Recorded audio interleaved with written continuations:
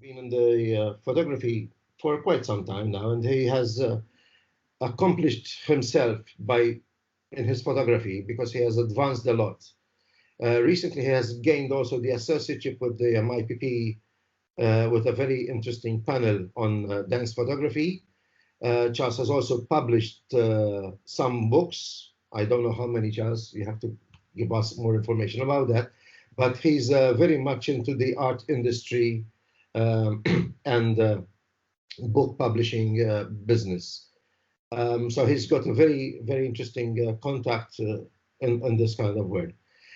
Charles may be new for us as a judge, and this today would give us maybe a nice insight of a new view on the way we look at images. So we don't get the same people commenting on our images, and we have a new face that can actually give us some more feedback on the images that we have. Charles, I leave it up to you. Thank you. Thank you very much, Charles, and thank you for the introduction. I wanted to thank you for the support you've shown, and I would like to actually say thank you to Kevin because he has built a very strong foundation over the past 25 years. There are some very big shoes to fill, but I hope that with my drive and with my passion for Maltese photography, I will be doing my utmost to keep improving the status of this art, which we love so much. I will not go through about what my portfolio entailed and how many books. This is not really about me. It's about what we can do to keep improving photography. I've judged for several competitions, both locally and abroad, but I believe this is my first time actually judging for MIPP. And I always find judging a bit of a 50-50 issue, a bit of a Damocles sword, in the sense that you can actually judge an image and assess its composition, its technical issues, but it's always a bit difficult because you never really know what the photographer who produced it was thinking when he produced it, or what he planned before he actually produced it. And to me, photography is not really the shot that you just take in the moment, a snapshot. Photography is your whole life experience, what you've learned, what you've read, what you've experienced, what films you've used, and then basically channel all of that into the shots that you plan. So judging is always a bit of a tricky call. On the other hand, if you are judging an image and that image is not telling you a story, then it's the other side of the coin, meaning that if it's not telling a story, then the image hasn't really fulfilled the purpose that it was intended to have. But you can always give valid input over images. You can always, not that I'm an expert. I'll never consider myself an expert. I'm still learning myself. But there's always room for improvement for everyone, and that's the whole intent of being in a photography club, that we all help each other, we all hold hands, and we always keep improving as much as we can. So I'll start sharing my screen and we'll go to the images that we have received.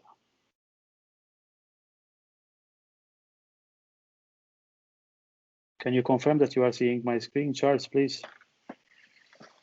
Yes, Charles, go ahead. So we'll start with the first image. I will not be mentioning who the author is. Obviously, if whomever the author wants to intercede and give his feedback, they are more than welcome. So basically, we have a shot of a macro shot of a droplet. This used to be quite popular back in the day, but obviously I can understand why it's still popular up to this day. I find the shot quite interesting in the way that it's composed. So you have the central element of the droplet floating above the water surface. I love the colors. Obviously, it's well composed. Blue has a particular way of calming the viewer, and in a way, it's like an allegory of our world. Basically, you see this droplet hanging in there, and it's a very impressive image. I like that the focus of the image is the droplet itself, meaning that it's the brightest part of the image and it actually pulls your eye to it. And you have a darker background, which is the leading line towards the droplet. What I would possibly suggest as a way of improving the image even further would be to darken the background a bit at the back, because you have this flare around the droplet which is still quite bright, so it kind of compete with your eyes compete between the droplet and the white background exactly behind it. But overall, quite an impressive image, and I'm very happy with it. If anyone wants to intercede, just go ahead. I have no problem with anyone interrupting. It's no problem. Otherwise, we'll go to the next image. If you'd like to raise hand, if you want to comment, but carry on, us. Alexander, raise. It's my image, obviously. I know. I tried to darken the background, but you lose the effect of the water. It's become too much like a mono color, monochrome. It's a mono kind of light. You know what I mean? And it becomes almost one tone. You mean? Background from the foreground. I tried to do that, so I discarded it. That's why I didn't do it. And since the drop is on the highlight of the background slightly white, I left it because the ice remains there. But I understand your point. Yes. You have more contrast, but in a way, it's also competing with the droplet. But it's a very good effort overall. Thank you. So we'll move to the next image. So it's another interesting shot. It's obviously very well planned and very well executed. When you're doing this sort of high-speed photography, obviously there are a lot of technicalities which come into it. So you need to trigger the shutter at exactly the right time to get both the splash and the food going in. Very well lit, with lighting coming from a 45-degree angle from the left and slightly from the top as well. Technically, a very accomplished image. What I would suggest actually is, and I will ask Alexander because I believe this is his image as well. What I would like him to explain to me is what the subject is, what was his planning behind it, as in, is the subject of the photo the fruit itself or the splash into which they're going, if he could. It was both, actually. You need the fruit with the splash. You can't have the splash without having something. The reason also I put 3, not 1, is because odd number 3 looks better. When I put just 1 strawberry, it looks a bit. That's a composite. It's not just 1 photo. It's made of 3 splashes actually, and then you choose the best splash, and you combine them together to make it more dramatic.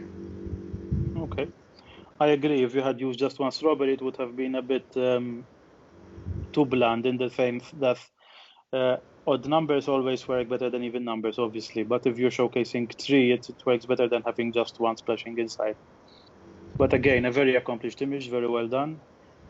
Technically, it's almost flawless. So we go to the next image. I really like this image. A very different style of photography than what we are used to. So I'm guessing this is a composite, but it's very well lit, very well composed, very well planned, obviously. So technically, this is quite a proficient image. Alex, I believe this is one of yours as well. Yes. Actually, this is called Vegetable World. I had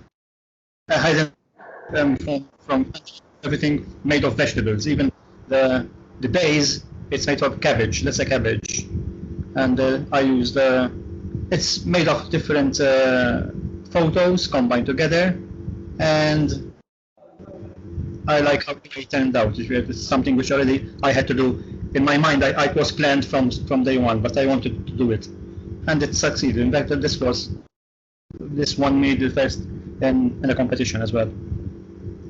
I can see that you envisaged this before you actually shot it, so it shows quite a very high degree of planning, but very well executed. Proceed. Thank you. Thank you.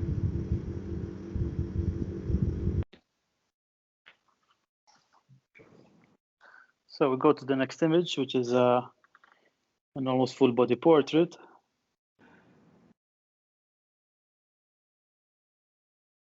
The model is very well posed, very well lit with a 45-degree lighting coming from the left. I like the expression of the model, and even though she's not really establishing eye contact full on, the sideways glance still pulls you in because it has a mysterious look. So without knowing, you're still pulled into the image. Technically, it's very well executed. The lighting is spot on.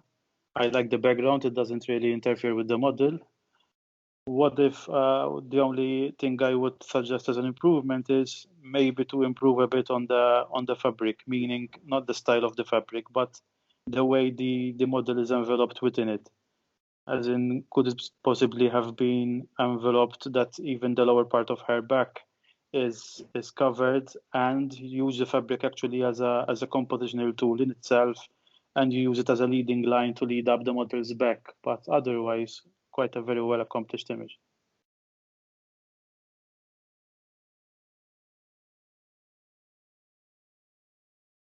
Can we move to the next image? Yes, move on.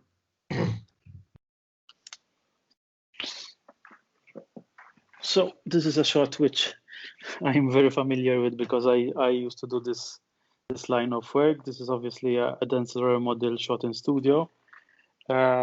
Very nice monochrome image. It requires a very high degree of technical expertise because you need to be quite experienced at flash photography to do this line of work, to ensure that practically the fabric and the dancer is frozen. It entails quite a lot of technical planning.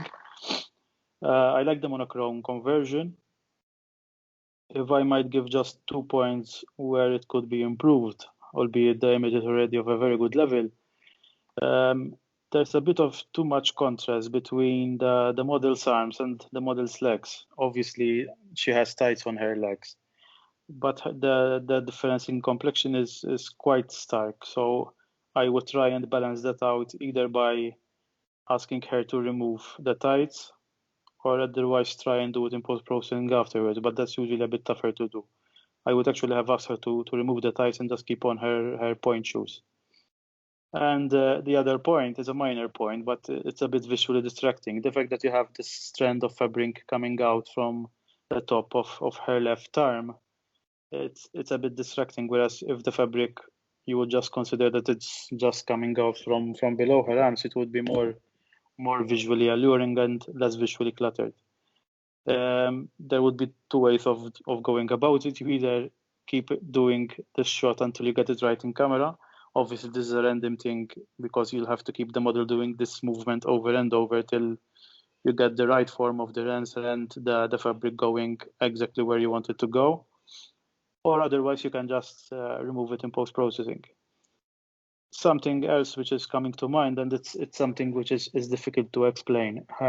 When shooting dancers, it's always a good idea to actually ask. Either you read yourself about what dancer is called or form, or you actually ask the dancer herself if she's very well trained to work on it. The dancers are very in a way obsessed about their form and their lines, meaning that they always want that their body is shown in the best possible position, in the best possible contour. So it's not that this image is technically incorrect, but if you have to show it to a dancer, she might tell you, I don't like it. The reason being because the leg on which she's supporting herself is not completely straight at the knee, and she's not in a perfectly pointed on her toes. Does it work visually? It does as an image, but in terms if you really want to be technically perfect in terms even of the dance you are showing or the human anatomy, you can improve on the line and the form of the dancer. Charles, a small question. Sure. Do you like the square format? Sorry? Do you like the square format? I myself shot a lot in square, and I still do to this day. Basically, I feel that the square is, the way I see it personally, is quite a good compositional tool because as a framing aid, it's quite efficient that you are basically restricting yourself to that square format. So the way I learned how to do it is I was on a scholarship in New York, and there's a particular famous dance photographer. If you haven't heard of her, go research her. She's considered the master of this type of work. Her name is Lloyd Greenfield. I was lucky enough to do a scholarship with her for 6 months in New York. And basically, she still shoots to this very day with a 60-year-old Hasselblad camera, which basically just shoots squares. So when you're looking down through that viewfinder, because Hasselblads have a waist level viewfinder, and you're looking down and through the viewfinder, and you're looking at the square, you're training your mind to just compose through that square, and it's a very good compositional tool. It's limiting, but in a way, it's positively limiting your composition. So yes, I enjoy the square format very much, both That's for dance why- photography, okay. and I use it even for long exposure fine art, for example. I find the square format very visually appealing. So another dance image. Apparently, you realize you would have a judge whose area is dance photography. So I'm not sure whether this was taken during a live event or during a rehearsal, because that makes a difference. Because during a rehearsal, you can maybe ask them to do the shot again. If you're in a live performance, you obviously cannot. You only get one chance. So their position is good. So their form and lines are fine. Technically, the image is well shot. The dancers are frozen in motion, and there's no particular grain, because sometimes obviously you have to use quite a high ISO during a live show. But this apparently happened to be quite a very well lit show. Technically, it's good, but there are a couple of issues which can be improved upon. One is the fact that if you look at the bottom of the image, where the dancers are basically doing their hold in midair, so the white horizontal lines do not annoy me, because that in a way is grounding the image that you have, the space where they are dancing. But usually this is really a fault of the show. When you never really leave the background hanging down, and you have that clear delineation between where they're dancing and the backdrop itself. But obviously you have no control over this. But what you can do actually, if you're shooting such an event, is you actually go lower yourself, as in your viewpoint needs to go down, so that demarcation between the backdrop and the foreground would actually be either at the level of the sole of his feet or even below. So you're not having it cross his feet and kind of amputating and visually interfering with the shot. A second thing, and this minor thing, but it's easily fixed in post-processing, is that you have this lens flare from the lights that were used during the performance on the lower left corner of the image. It's very easy to clone out, but leaving it in there is competing with the dancers themselves for what the subject of the image is. I like the central composition of the dancers, but something which the author can consider another time is sometimes it's good, rather than by default when people try and center these kinds of images. But it's always a good idea to consider an alternate composition where you actually leave negative space on one or the other side of the dancers, because that gives a further grounding and weight to the image. If imagine that you were to have these dancers on the complete left of the image, and you have negative space on the right, that would be a completely different image, but with slightly more weight. I asked whether this is a live or rehearsal image, because there's another thing which you can improve, but you can only do that if you can actually give input to the dancers, and that is you can ask them to improve on their expression. His expression is not particularly bad, but hers is. She's doing an extreme effort, and it's obvious that what she's doing is not effortless, but good dancers actually make it appear effortless. So you have a technically good image with a good form, but her expression is kind of ruining the whole deal. If you're during a rehearsal, you can easily say, hey, listen, I know, let's do another round, and they will usually oblige, because again, dancers like to showcase themselves in their best possible positions. If you're during a live performance and that happens to be the expression you catch, then that's the only luck you'll have, basically.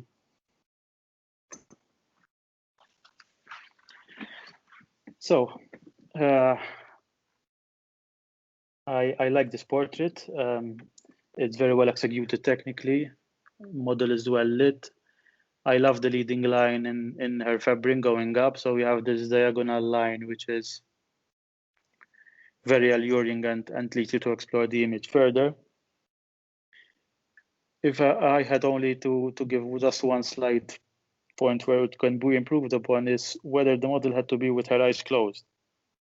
I know that the image still works and works very well in my opinion, but eye contact is almost a sine qua non in these images, as in you need eye contact because that's where the soul resides, they say, in humans, and in many ways it's true. When you're able to look directly into someone's eyes, that's extremely captivating. Otherwise, a very well technically executed image. I love the tones. I love the blue and the yellows, which are complementary colors, as you know. I like the background, which is not distracting. Very well accomplished image. Tom Lee, I believe. Charles, just on this image, if the hand on the right hand was a little bit more showing, it looks a little bit amputated at the moment, but would it have helped the image, or is it not of an effect? In a sense, even the left arm is amputated because even the left arm, both arms are hidden inside the fabric. So ideally, as you would show them, but in this case, since they're both hidden in the fabric and that's the whole point of the image, I don't see an issue. Possibly another thing which you can improve upon is the fact that she has this piece of fabric coming out of the top of her right arm, which can be a bit distracting. But otherwise, ideally, yes, I would have let the arm showing. Possibly she would have basically grabbed the fabric and be showing her fingers on the outside of the fabric. But it doesn't really bother me that much. The fact that her hands are not visible, I mean.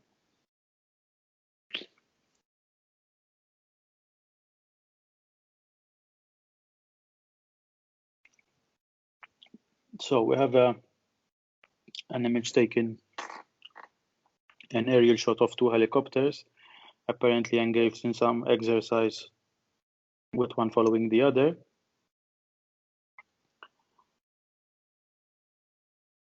Just a couple of points on how you can improve on this image. When you're shooting these type of shots, you really have to decide what effect you're going for, as in, do you want to completely freeze the rotor blades? And do you want to completely freeze the rotor blades, or whether you want to give the effect that they're moving? But you need to decide on one of the other. So either a high shutter speed that you're completely freezing them, or a shutter speed closer to 120 to 130, where you can get that effect that they're still rotating. I like the image. A slight problem I have with it, not really a problem, but maybe it could have been composed a bit better in the sense that I know that the subject is that they are following each other, but it looks a bit visually cluttered in the sense that you have a huge chunk of subject in the middle with rotors going everywhere, and there's no space between them. Okay, you tell me that's part of the subject, that they are following each other and there's no space between them, but still it looks a bit too visually cluttered. Otherwise, if I would give a small piece of advice to whomever shot this image is, he or she needs to clean their sensor, because I can see at least 1, 2, 3, 4 huge sensor spots. So you need to clean the dust a bit.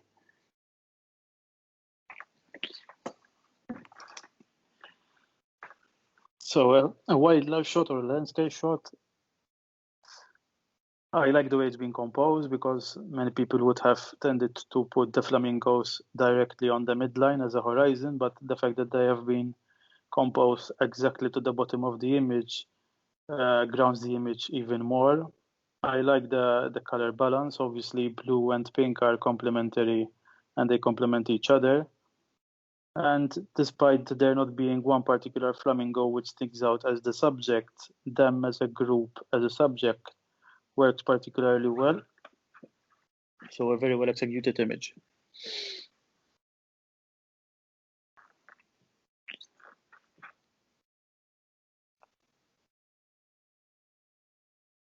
So a landscape shot composed with an interesting foreground with this foam and with an interesting background with the mountains, the sky, and obviously the mist. The light is beautiful, obviously. Whereas usually putting the horizon exactly on the midline does not really work on most images. On this particular one, it works quite a bit. I like that there's a scale of the human element in the picture.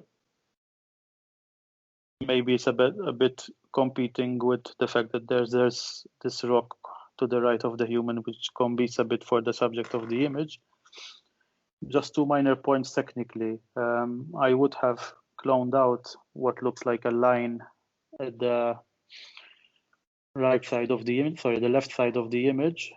And if you look closely at the line at the border of the mountain, you have some issues with a halo where too much contrast was applied. So that is easily fixed in post and should be fixed. Otherwise, a very well accomplished image.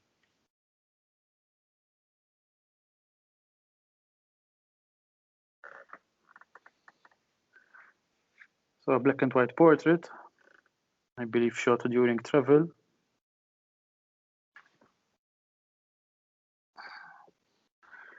Very visually arresting. Always happens when you have a subject which is looking directly into your camera. I'm not sure if the autofocus captured his glasses or his eyes. Unfortunately, sometimes you have to trust the camera, but sometimes you have to trust your hands.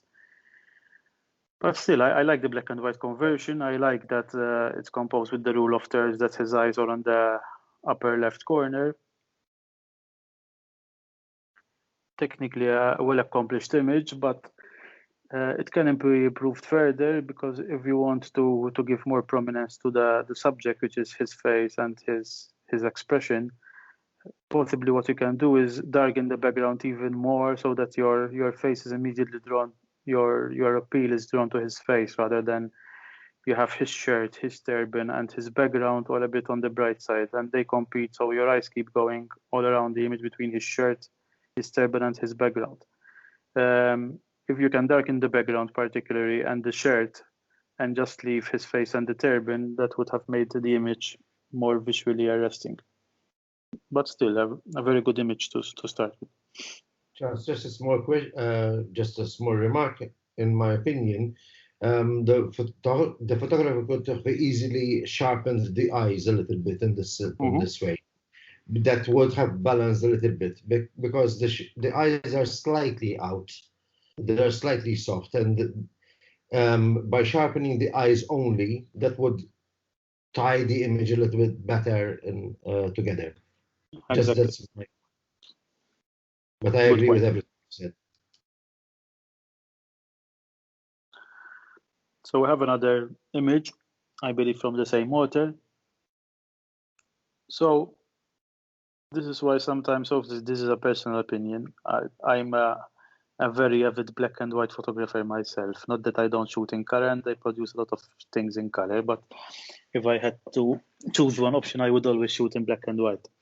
In fact, actually, I own 2 cameras which only shoot in black and white, so I actually forego the color completely. So, and that's the issue sometimes I have with color. Color in itself that's why it appeals to humans. It's made to appeal to humans. It's made to appeal to our brains. So we have these nice complementary colors. You have the blues of his shirt, you have the red of his turban and the pink of his turban. You have this nice yellow-orange of the sand dunes behind him, and you have the blue of the sky. So if you just assess purely for the color scheme in itself, the colors are complementary. You have the sand dunes complementing with the blues of the sky. You have the pink and the red complementing with the blue.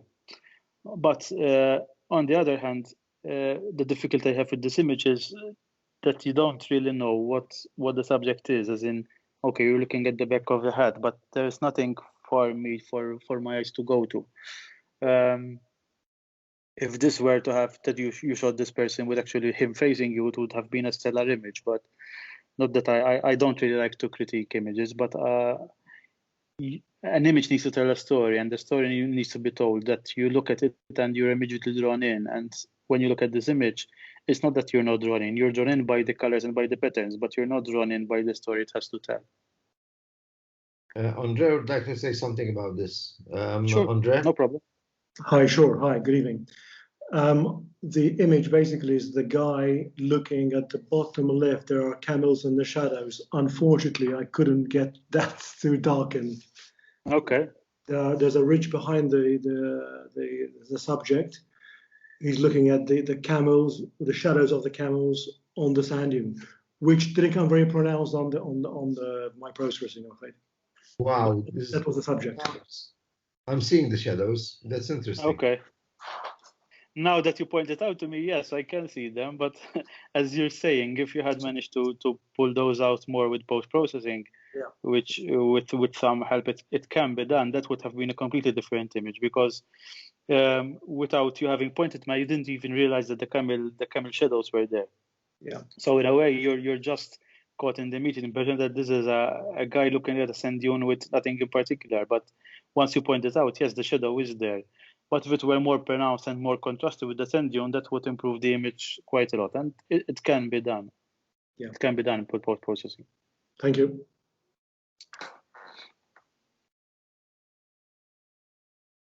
So we have a head and shoulders portrait of the model. I like the black and white conversion. Very nice contrast, very nice tonal range. Although it's difficult to assess tonal range on a projected image, so ideally you always see the print. That should be the mantra. You always check the print. This is, if I could give just one advice to people listening in today is, okay, we live in an era where images are perennially stored on a hard disk, and people have tons of images stored on hard disk, and they are nice to look at the screen, but the ultimate result of a photograph should be the print you hold in your hands, and that's where you can really judge an image. But otherwise, a very technically accomplished image. I like the contrast between her dress and the complexion of her hands and her face. Slight problem is that her hands are on a brighter tone than her face. So obviously her hands are competing with her face. The jewelry are quite a nice prop, but again, they're competing for attention with her face and her eyes, which would be the subject of a portrait with her looking at you. But otherwise, a very well accomplished image, which can be improved with very slight adjustments.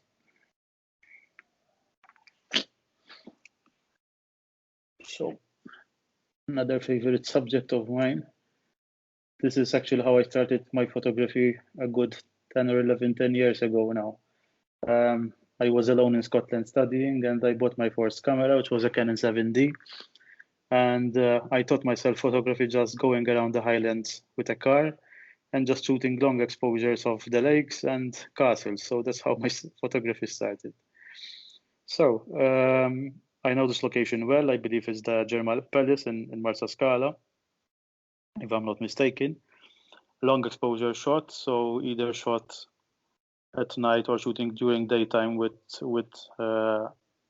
neutral density filters to prolong the shutter speed. Judging by the quality of the water, I would say in the range of about 2 minutes. You can actually assess how long the shutter speed was. I like the image in the sense that you have this leading line of the undulating line of the rocks leading you to the two iron bars. So if you start from the middle bottom of the image and you follow, you have this leading line going round to the right, back to the left, and back to the iron bars themselves. It's evident that the subject is not the leading line of the rocks, but the subject is the iron bars themselves. What can be improved with this image is the fact that you have that. Basically, it's a common thing which happens. It's a common thing with this type of photography. Many people like to just put the water to this kind of completely white, milky liquid around the subject. But you always have to remember that the human mind is made that when it's looking at anything visual, the eyes and the brain will go first thing to the brightest spot of the image. And the brightest spot of the image in this case is the water. But the subject of this image is not the water surrounding the iron bars, it's the iron bars. So it's the iron bars which need to be the brightest part of the image.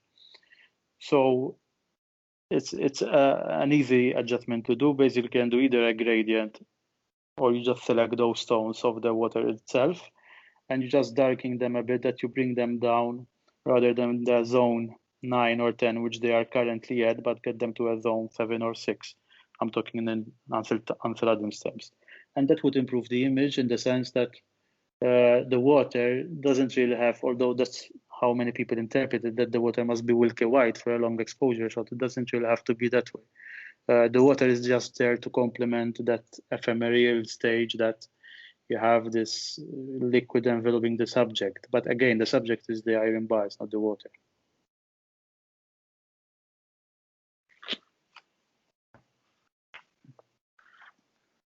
So we have a street photograph, very well converted into black and white, very well captured in the sense that you have the lady passing, looking exactly at the advert on the wall, so captured at exactly the right spot.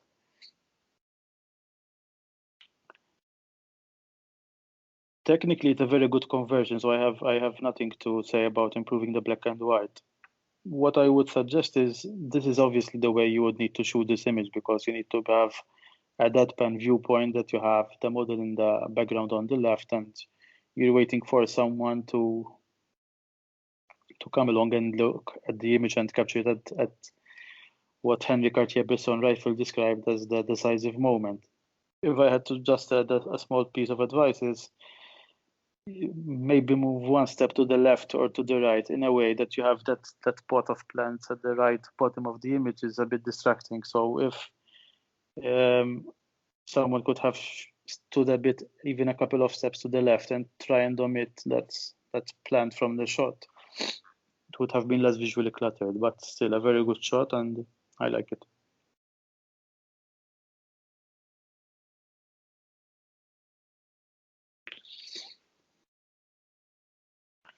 So we have another street photography shot, this time in color. Nothing against using color in street photography, but black and white tends to work a bit better in the sense that black and white is obviously more amenable when you have contrasty light. So this image can be improved in at least 3 ways. One, as I'm saying, would be if you were actually to convert to black and white. It gives more contrast. But again, to have more contrast, you would need to shoot this when you have more contrasty light. Okay, I understand that the street is probably a street. It appears to be quite narrow, that it doesn't probably see direct sunlight.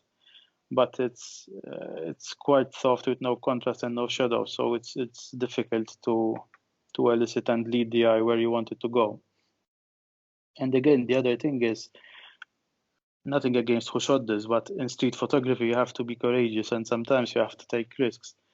And as Robert Capa used to say, if your shots are not good enough, you're not close enough.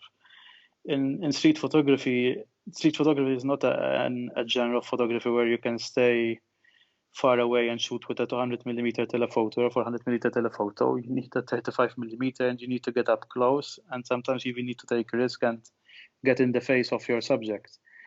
They might not agree, they might grumble, but it's a public space. You're entitled to shoot in the street.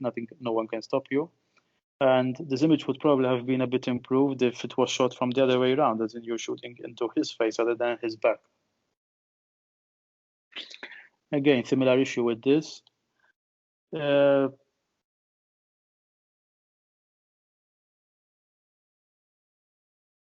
Really, as I said, you need to take some risk, as in, what is your street photograph trying to say?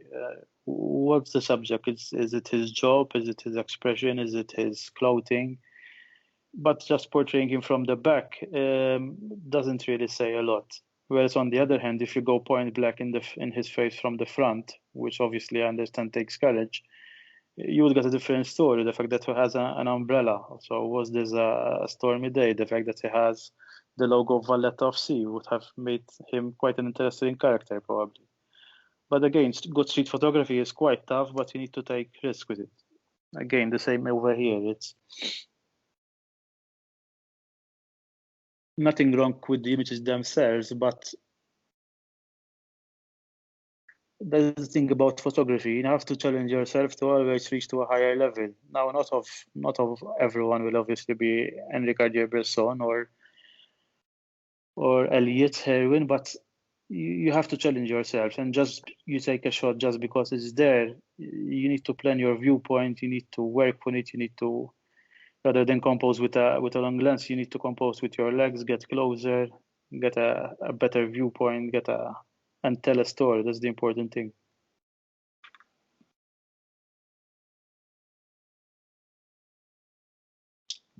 So we have an abstract architectural shot. Obviously, the colors are quite interesting in the sense that you have orange and blue, which are complementary. The difficulty I have is the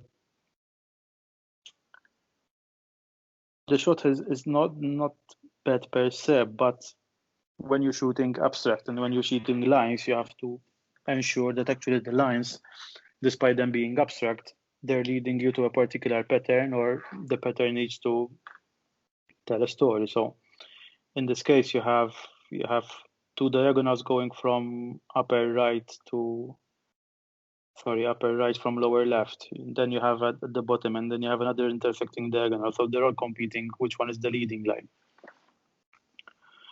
Sometimes all it takes is just taking one step to the left or one step to the right and just change your viewpoint, and it goes from a good shot to a stellar shot. You just need to keep working on your vision and keep improving on the way that you see things.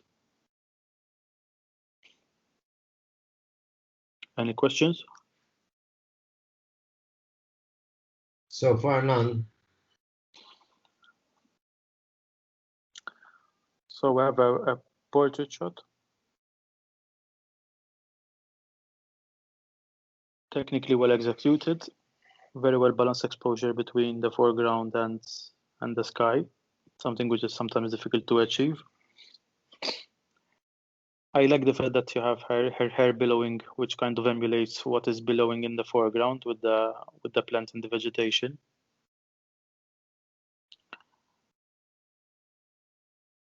In terms of technicalities, the image is quite well accomplished, but again, in terms of composition, you need eye contact for a portrait. So despite the image has a particular allure that what is she doing, what's her intent, but the fact that she's not looking at the camera could have been improved upon.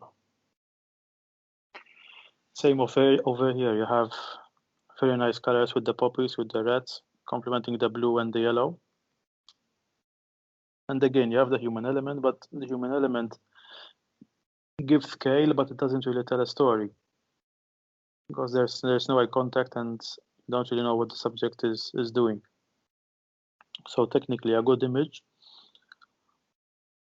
well composed with the human on the rule of thirds, obviously, but sometimes rules are meant to be broken. But it can be improved upon in terms of composition.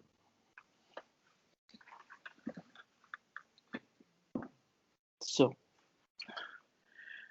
I have a nice portrait shot, I believe shot with what are nowadays called alternative processes, but this usually is where photography started, so this would be an analog image probably. Again, as I say, eye contact is essential for a portrait, but in this case, it's not essential, and the image actually works because the fact that she's looking outside the frame lends a certain mystery to the model, and in a way, the subject is both her and her expression and her eyes, and also the earring and the jewelry. But it's very well exposed and very well composed and very well technically executed. Very nice image. Excellent black and white conversion. Very good image.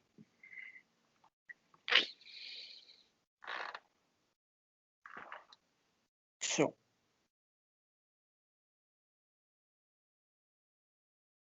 another of my favorite genres, which would be architecture.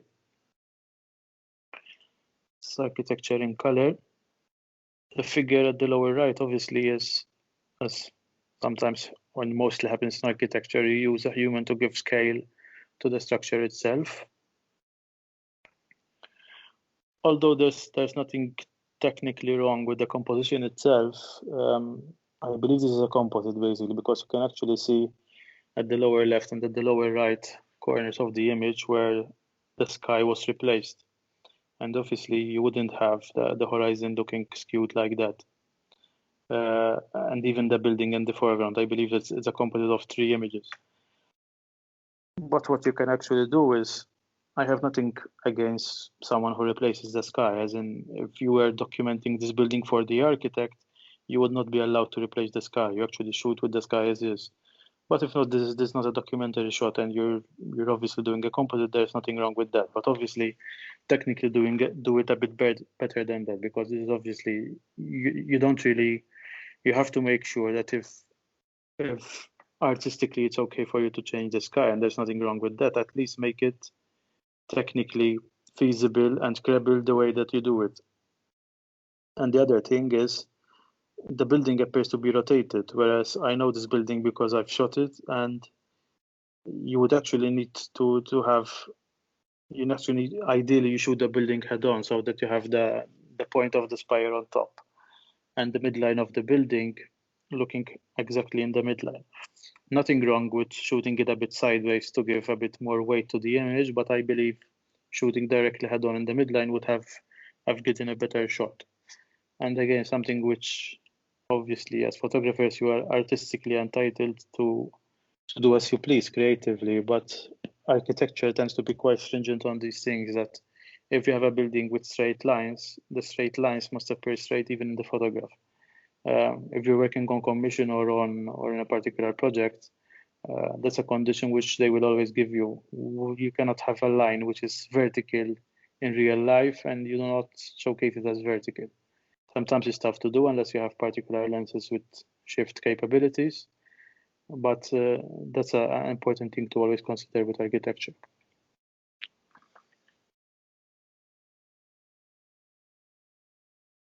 So we have a black and white landscape. As always happens, black and white, you need a particular perspective and viewpoint to be able to shoot monograph photography effectively. And you always have the question of that you need to use patterns, you need to use leading lines, you need obviously to have the whole tonal range, you need to have patterns. And this image works because of that. You obviously have beautiful light coming from the upper right, so you have the shadow of the persons, and you have this pattern of the wave which is undulating, and it's an effective leading line in itself. And it's also a way of actually segregating the image into particular tonal ranges. So you have your highlights on the right, you have the midtones, which is in the wet sand in the middle, and then you have going on to darker shadows on the right. So a very, very well executed image. Exceptionally well executed image. So, paired photography. Well, obviously, it's always essential, ideally, that you are freezing the motion as much as you can, which has been achieved with this shot in his left wing, but not with his right wing. If you look closely, you see that you actually can still a bit of flutter in the wing. Technically, the way you can improve on this image is the fact that when you're shooting birds, obviously, you need to look at their eyes and their body. And unfortunately, his face and his body is mostly in the shadows. So you cannot really connect with his eyes. So I don't know whether the raw file can be improved in that regard, but that would be a very obvious adjustment which would improve this image drastically.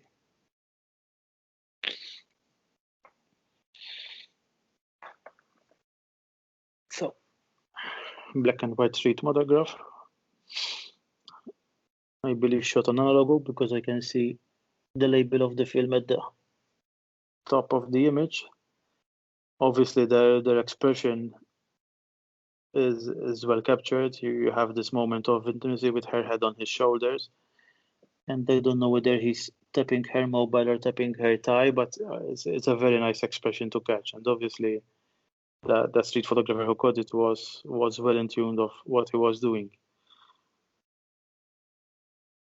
Shot at a very wide aperture, obviously, to put the background out of focus and try and keep the focus and attention on the couple in the foreground.